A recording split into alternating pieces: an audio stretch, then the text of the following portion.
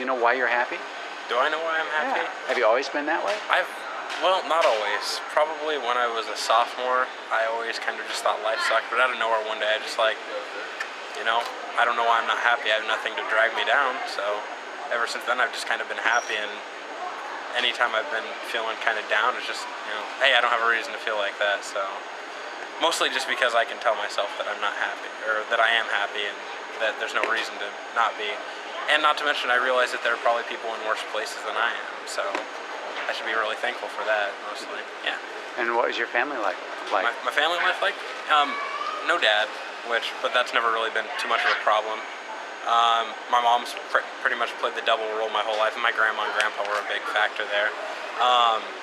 So did you have kind of you were loved, basically? Yeah, I have two older brothers. They've always pretty much been, well, one of them's been there for me a little more than the other one, but both of them have been really good to me, And then my mom, she's went out of her way numerous times. I mean, just like any mother would, but I mean, it just feels like it's been a great thing.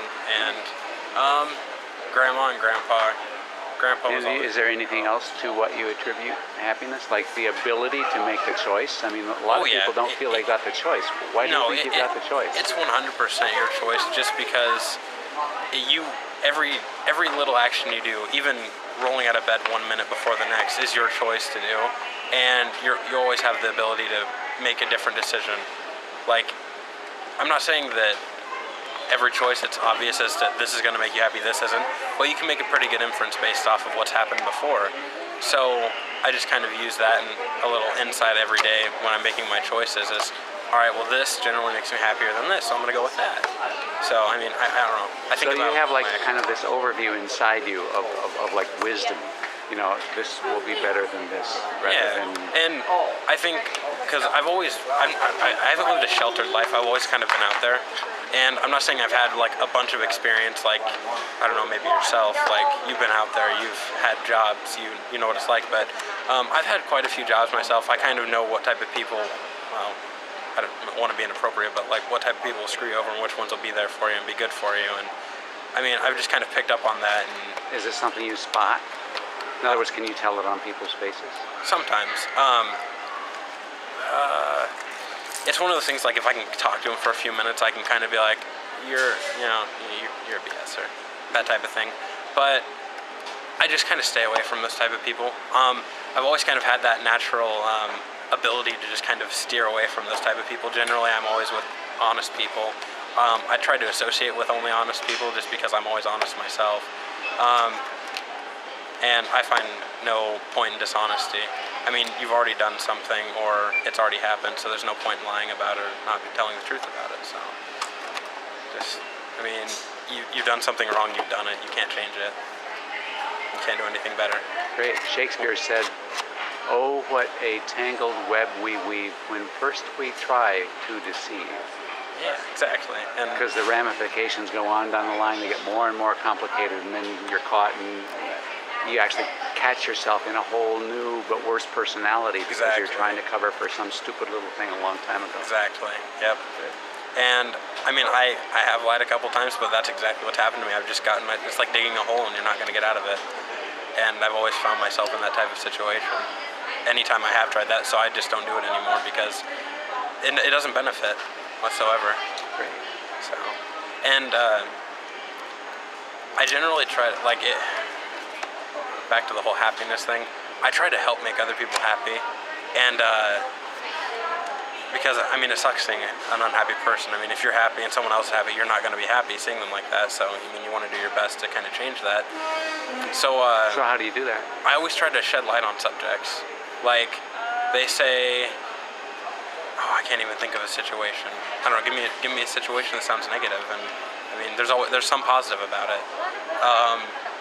Back here in the photo lab, for example, like, oh, I printed a couple extra pictures I didn't want to. Well, on the plus side, if you're willing to pay for them, that's always extra memory, you always have that to give to the other person in the picture. Or if you don't want it, we don't have to make you pay for it. That type of thing. I mean, that's so not only have you learned to make the right choices in your own self, you give other people kind of the choice for happiness within themselves on a much kind of gentler level. Yeah, I mean, I try. I mean, I do what I can. I'm only one person, but one person can make a pretty big difference. You're right. And I'm also a heavy believer in the whole, like, have you ever watched the movie Pay It Forward? Yes. Love that movie. I'm a heavy believer in that, like, and not even just to 3 people, like, do one thing for 3 people, do it for as many people. Because the more you can spread, the better off it is. I mean, the world's never going to be a perfect place, so the best you can spread, the more you spread even positive feeling, the better off the world's going to be. So.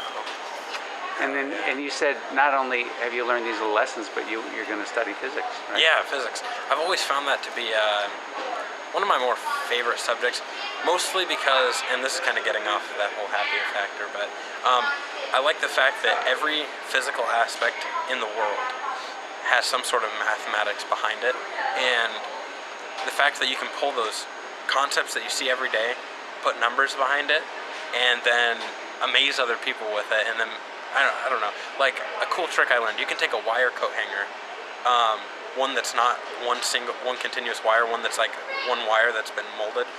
You can make a diamond out of the hanger piece, and then on the hook get the piece nice and flat, put a penny on it, and if you get it going just right, you can sit there and spin it in circles, and the forces will hold that penny in place, and then you can stop it, and they're just amazed that penny's there, and you just, and it gives them that cool smile on their face, and they're just like, oh, how did you do that? And then you want to tell them, and then you can even try to educate people. I mean, I know with a degree in physics you can't do a whole lot, but I mean, you do like researching, work for a company, developing new products, and that goes into engineering. But I think being a teacher would be great. Yeah. You are a teacher of joy. Yeah, and that's teacher of life. It's great. That's what you'll be all your life. Oh, sounds great.